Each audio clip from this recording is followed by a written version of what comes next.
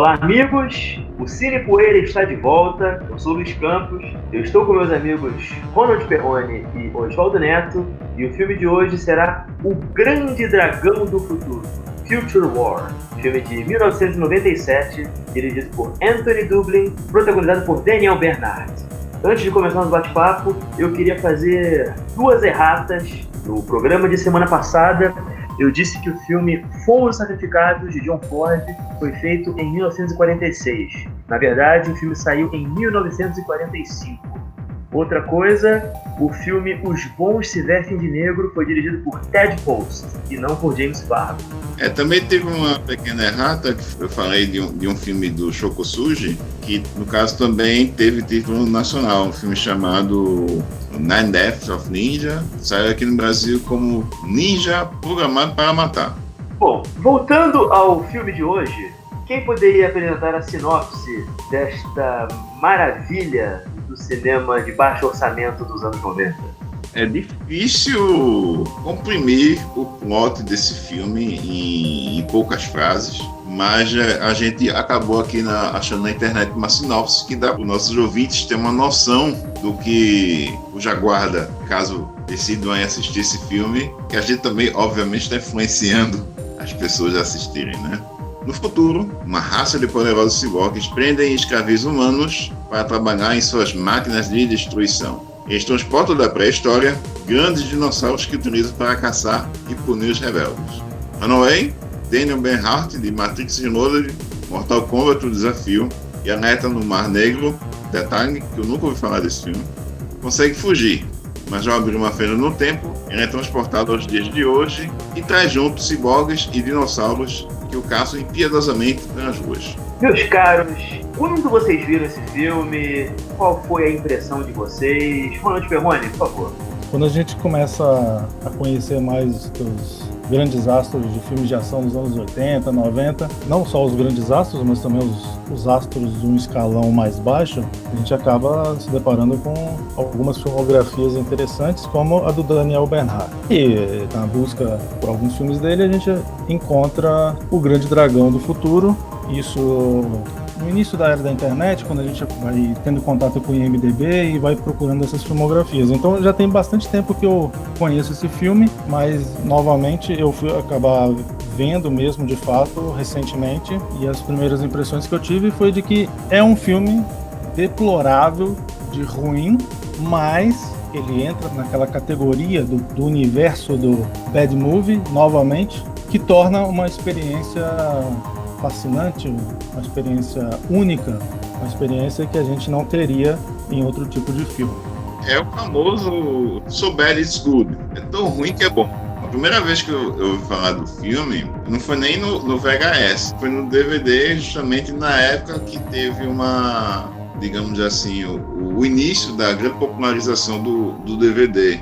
E aí tinha algumas revistas que eram especializadas no assunto, né? Traziam matérias, traziam os lançamentos do mês. E O Grande Dragão do Futuro foi um filme de brinde dessas revistas, se não me engano, da DVD World, que inclusive aqui lançava várias dessas bagaças B, assim, de brinde, assim, né, em DVD. Mas na época eu não sei como eu não cheguei a pegar, porque eu já era interessado nesse tipo de coisa. Mas eu só fui deixar para muito tempo depois, né, assistir esse filme.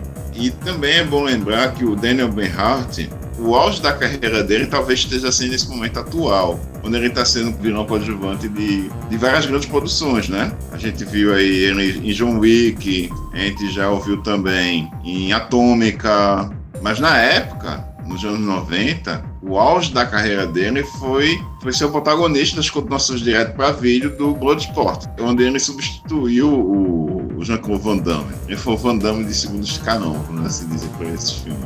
E O Grande Dragão do Futuro é justamente receber esse título aqui no Brasil por conta dele ter feito as continuações do Grande Dragão Branco. Exatamente. Eu só quero fazer um adendo. Vocês categorizaram esse filme como So Bad It's Good. Isso é mentira. Esse filme é uma grande porcaria. E, francamente, eu só o assisti porque vocês dois não paravam de falar nisso. E eu me arrependo amargamente de ter acreditado em vocês. Eu fico triste. Eu vejo a sua tristeza, Oswaldo. notória no seu tom de voz e na sua expressão. Uma coisa que ficou muito clara pra mim é que um filme do porte do roteiro de O Grande Dragão do Futuro, ele pra funcionar, ele precisaria, eu vou chutar assim por baixo, de uns 50 milhões de dólares. E não é o caso desse filme, não é? As ambições do diretor Anthony Dublin e dos roteiristas David Hughes e Don McGuile eram infinitamente maiores do que as suas possibilidades. O que vocês pensam desse tipo de abordagem, de tão baixo orçamento para um roteiro que notoriamente exigia muito mais? O que vocês pensam disso? A pobreza de produção é extrema, né? Você observa que ela é uma alma, entre aspas, de como driblar o orçamento baixo. Cada centavo que gastaram no filme tá lá, mas você ainda nota que realmente ficou muito a dever, né? Em termos de produção, em termos de tudo, né? O que é que a gente faz nesse espaço todo vazio? Enche de caixa, tá resolvido. Aí você tem cenas de luta, o Daniel Bernhardt, né, lutando contra os ciborgues que caçam ele, né, nesses cenários, né, onde tá todo vazio e só tem a caixa para preencher as deficiências da direção de arte. E uma coisa que é sublime, né, a gente também tem um ciborgue que parece ter saído do pornô dos anos 70. Tem um mullet, tem um bigodinho, tá?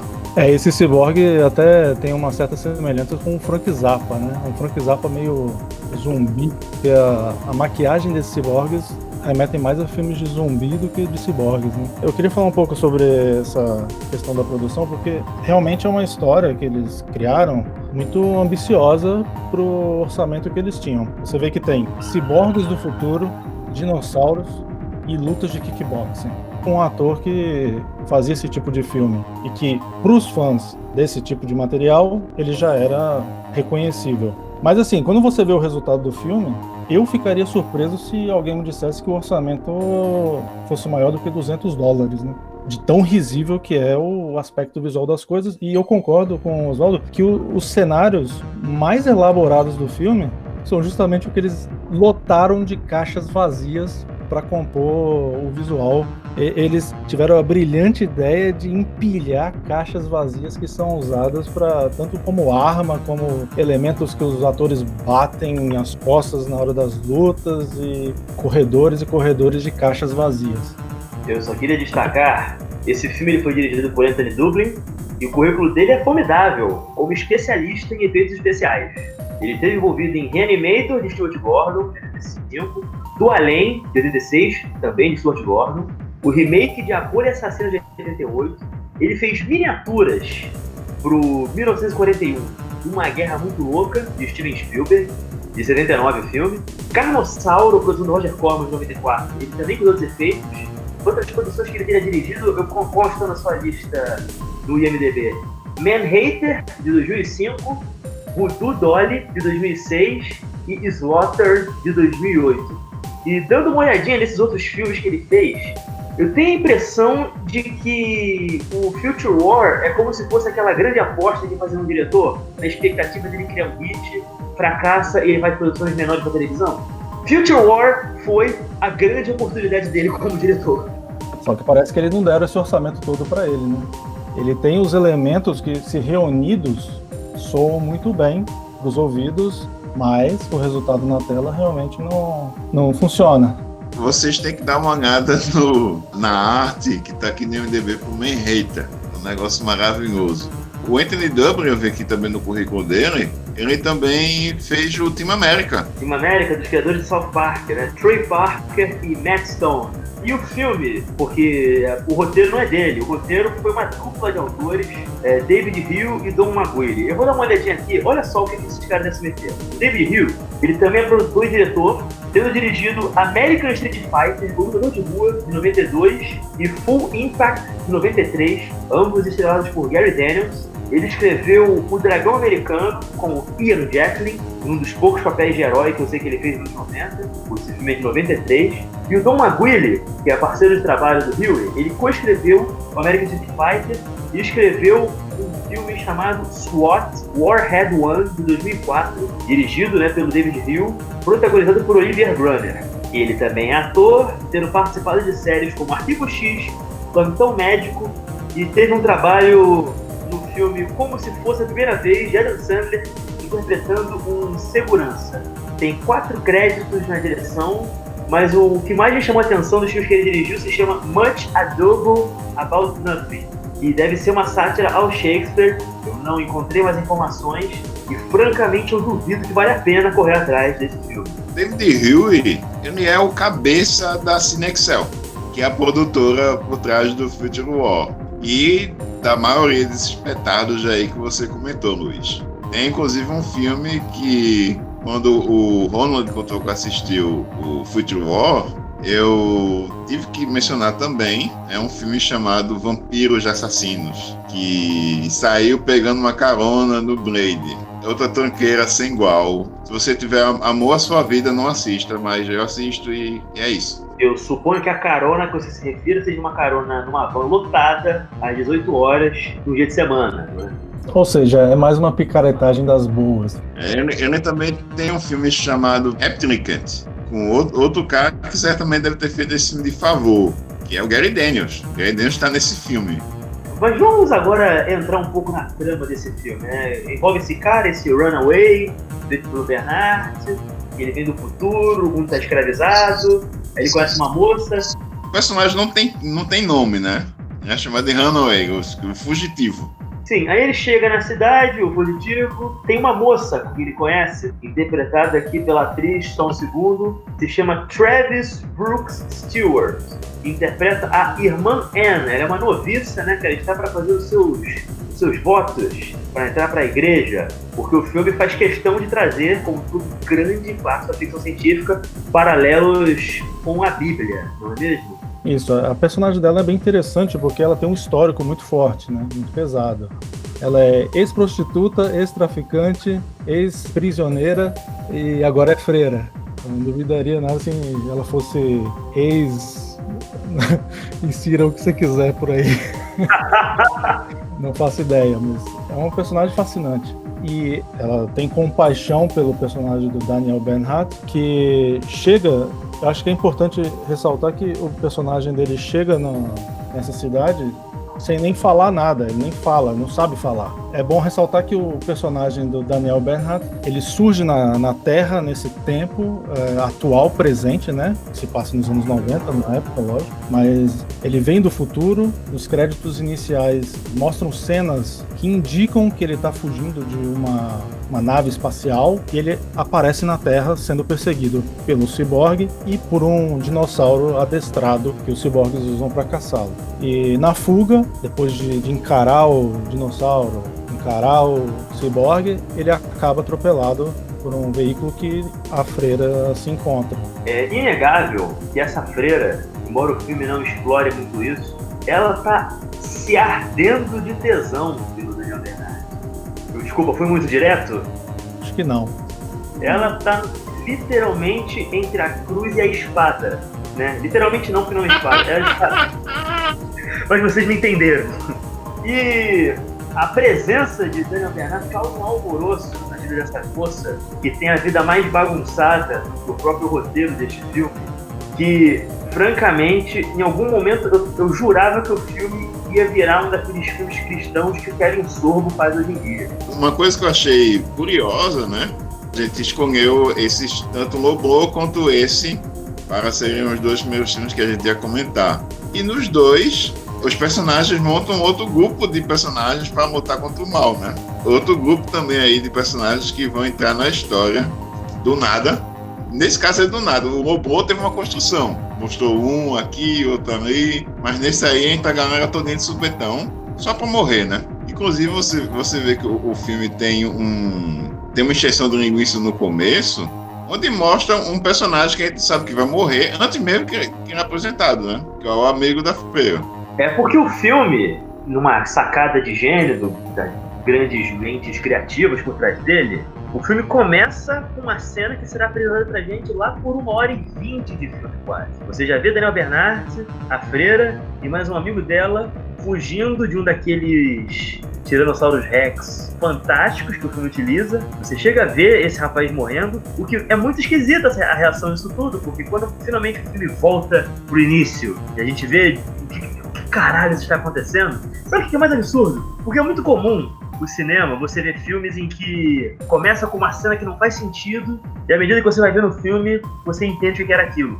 Continua tudo sem fazer sentido nenhum, na verdade. Assim, acima de tudo é por que raios alguém financiou esta merda. Eu tenho pra mim que alguém estava devendo algum agiota, estava precisando se meter em algum esquema de lavagem de dinheiro, precisava de flopar para fazer uma fraude de seguros, porque, meu Deus do céu.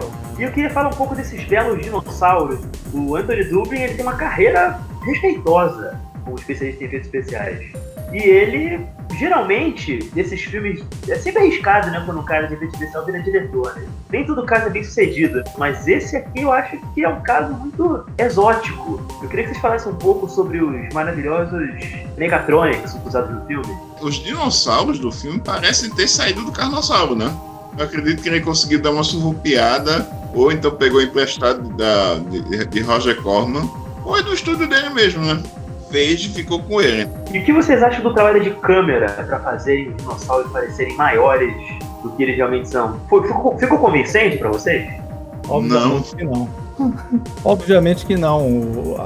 O efeito especial para fazer os dinossauros ficarem maiores é simplesmente aproximar os dinossauros da câmera, enquanto os personagens estão no plano de fundo. É uma técnica chamada perspectiva forçada, né? Forced perspective, que faz personagens interagir com miniaturas, né? Vamos assim dizer. Tem alguns momentos onde isso é muito bem utilizado pelo cinema, tem outros que não, que é obviamente por causa desse filme. Sabe uma cena que eu gosto muito? É quando tem um ataque do dinossauro, quando a primeira vez que aparece o dinossauro pro elenco de apoio do filme, quando ele ainda tá na casa lá com a freira, tem a criança, tem um amigo dela, e o dinossauro como se fosse dando uma pancada no amigo dela e na criança, e você vê que é muito pegador de bonequinho assim, sabe quando criança pega dois bonequinhos e bate assim?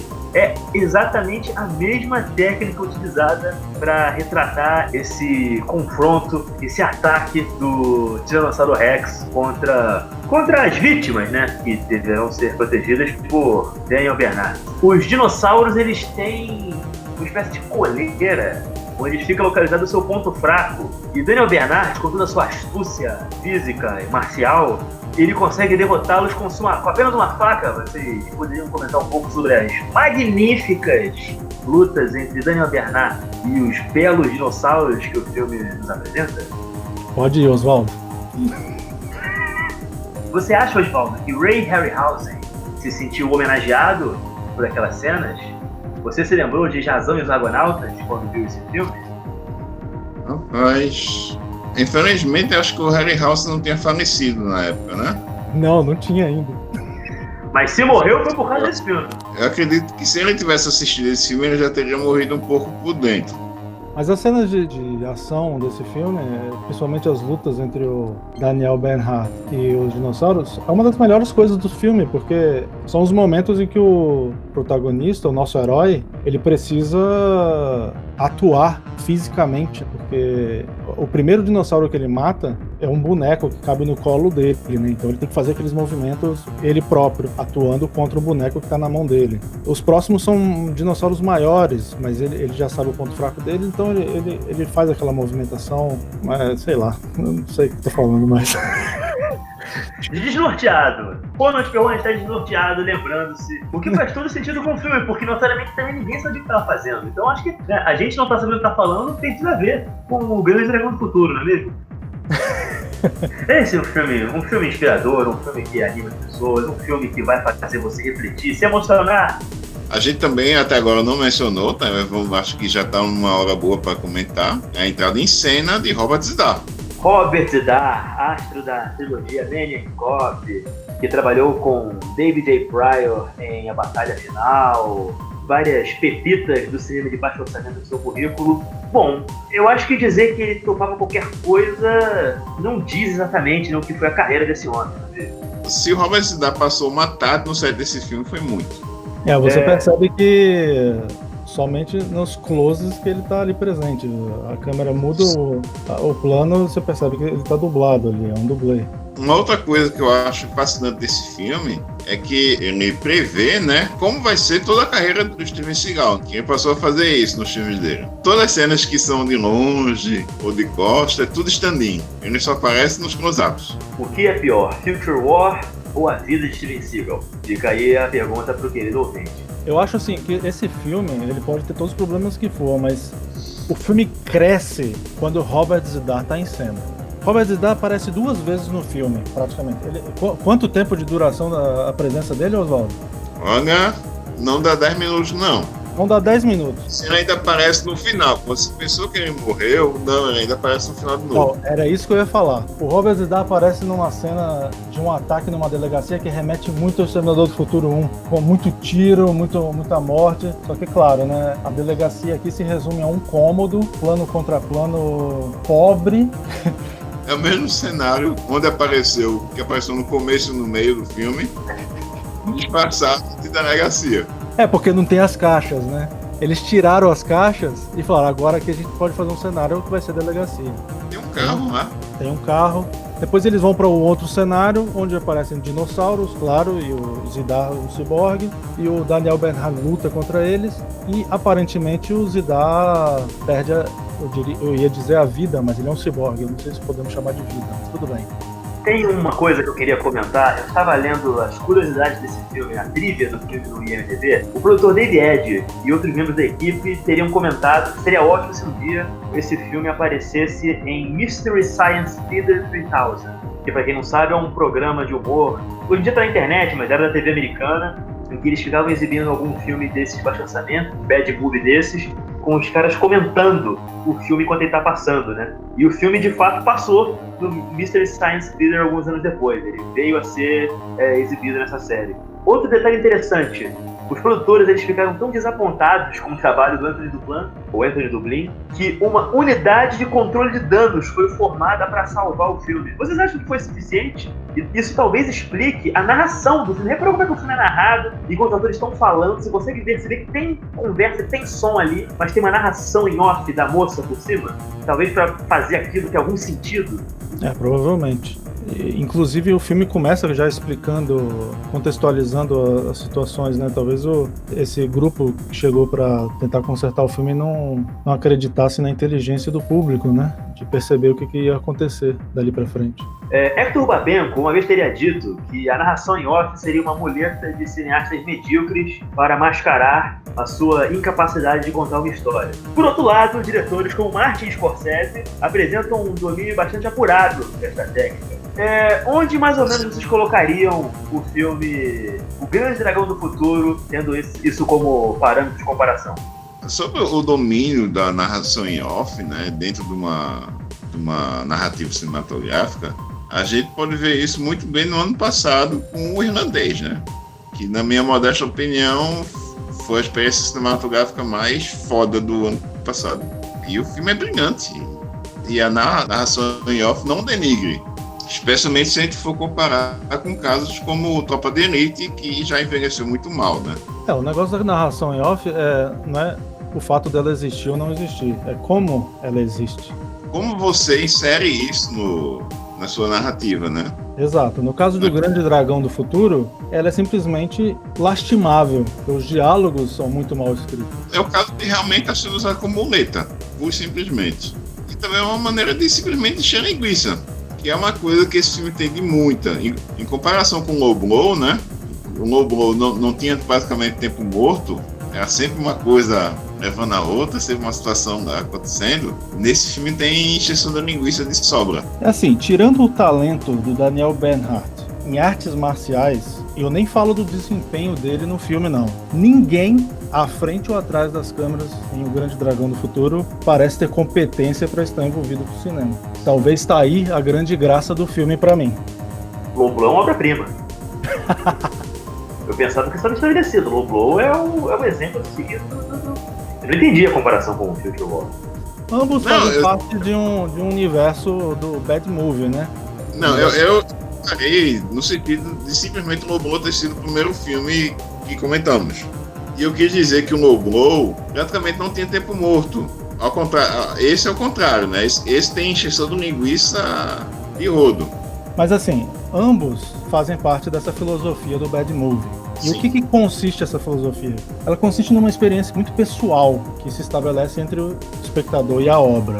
Porque, veja bem, é muito difícil explicar, às vezes, por que determinado filme ruim é, na verdade, bom, na verdade. E isso faz parecer que pessoas como a gente parece que não tem senso crítico, parece que nós não temos senso crítico, quando é exatamente o contrário, né?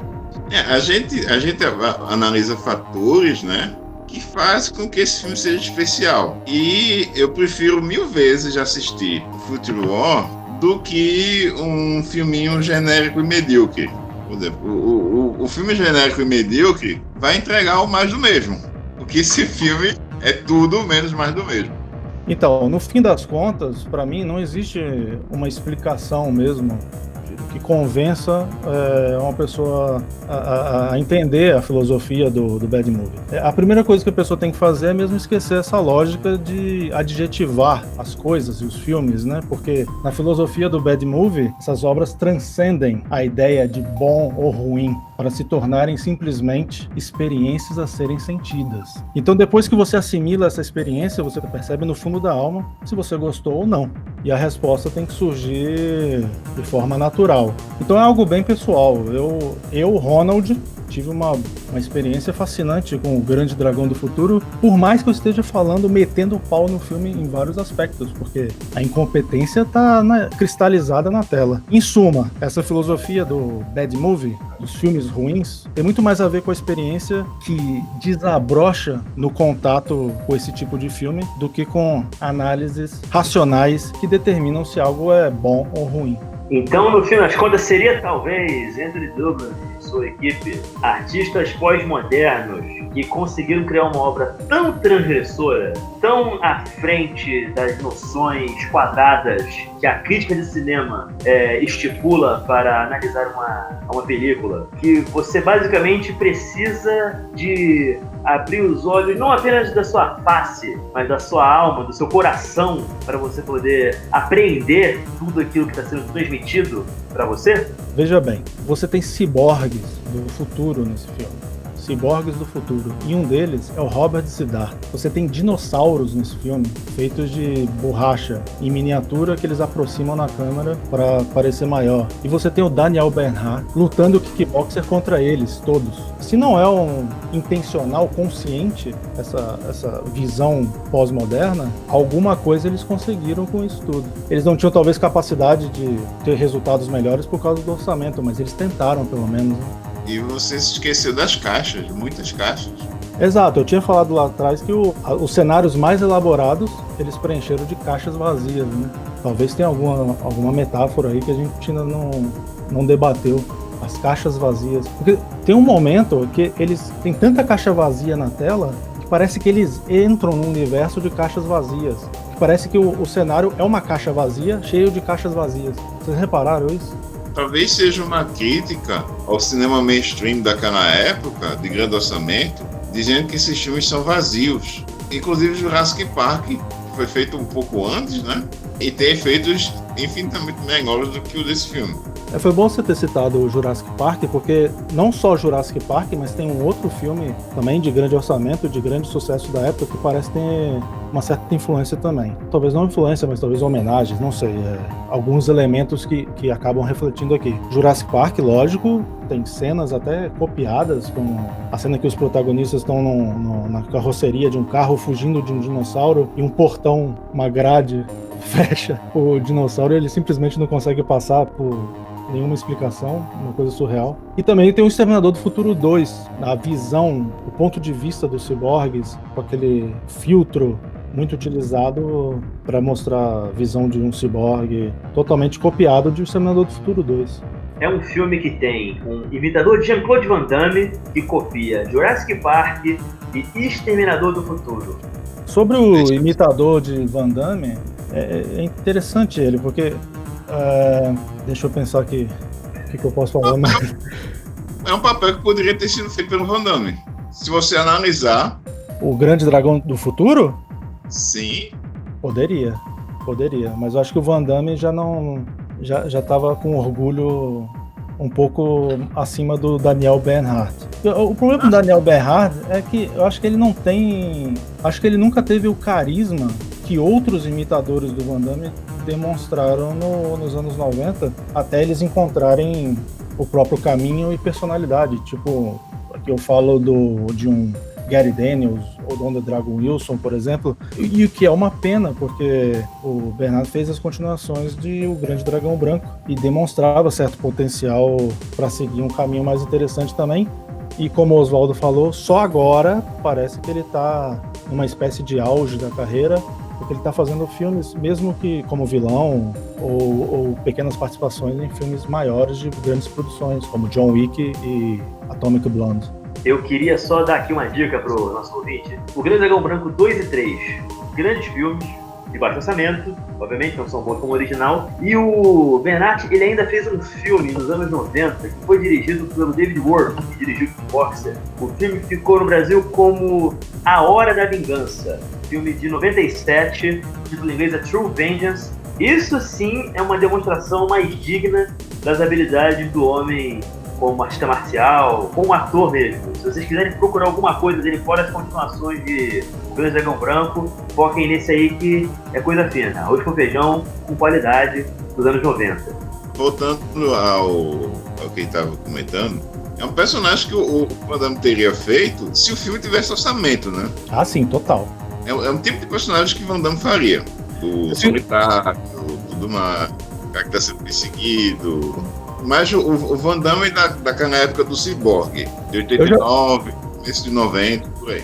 Eu já penso mais no Van Damme na época de Soldado Universal, porque eu penso nessa mistura toda, ciborgues, dinossauro, um homem do futuro, viagens no tempo. Eu penso no Roland Emmerich, que é o diretor de Soldado Universal, e de filmes catástrofes como Independence Day, 2012.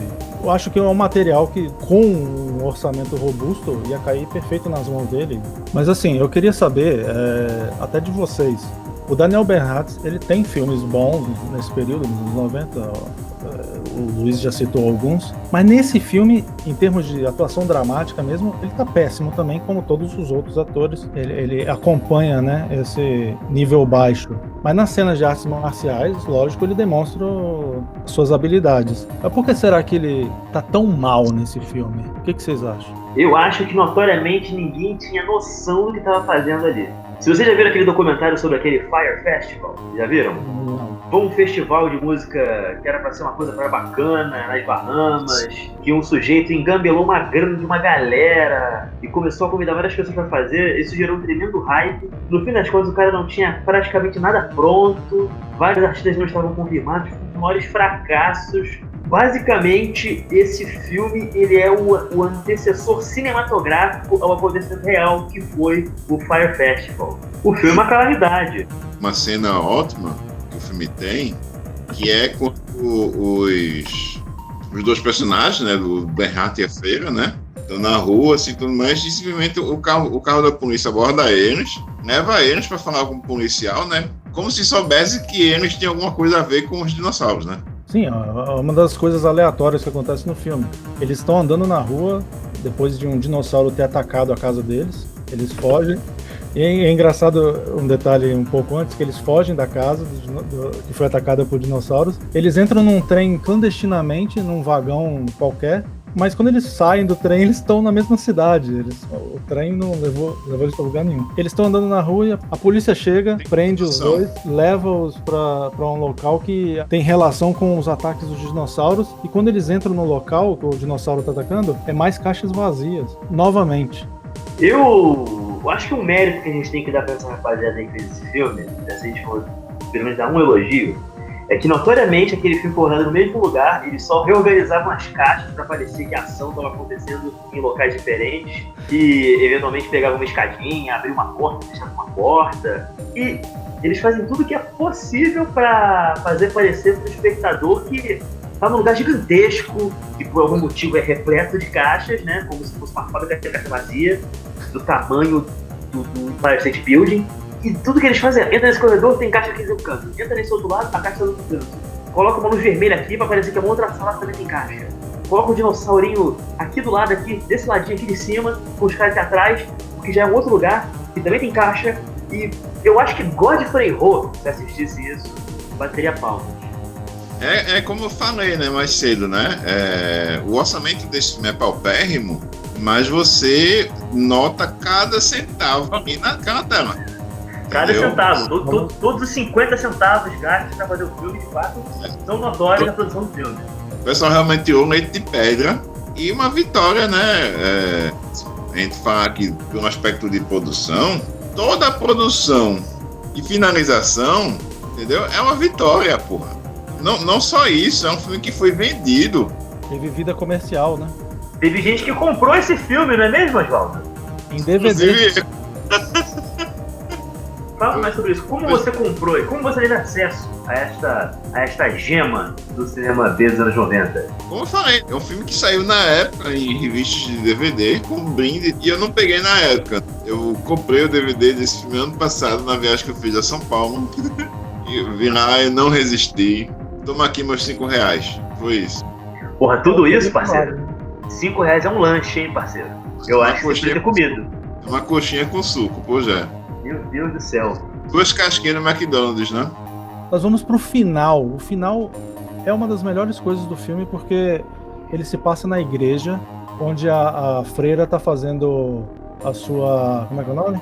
Seu juramento, seu voto, é uma Seu coisa voto, assim. seu juramento. Mas ao mesmo tempo ela fica olhando pro Daniel Bernhardt, que tá lá acompanhando.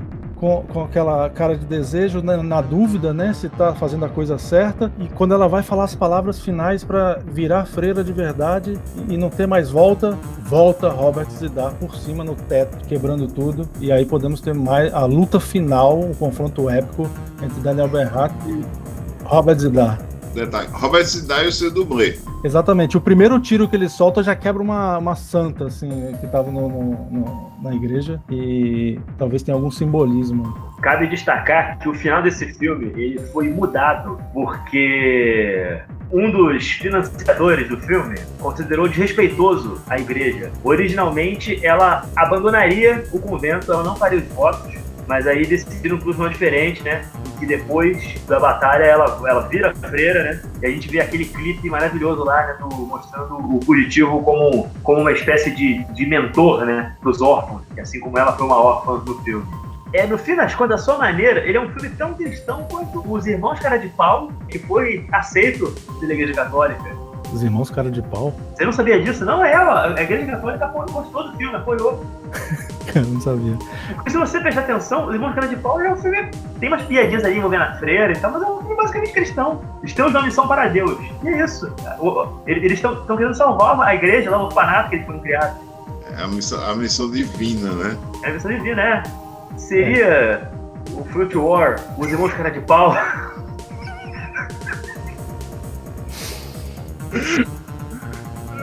Eu não consigo nem terminar essa frase.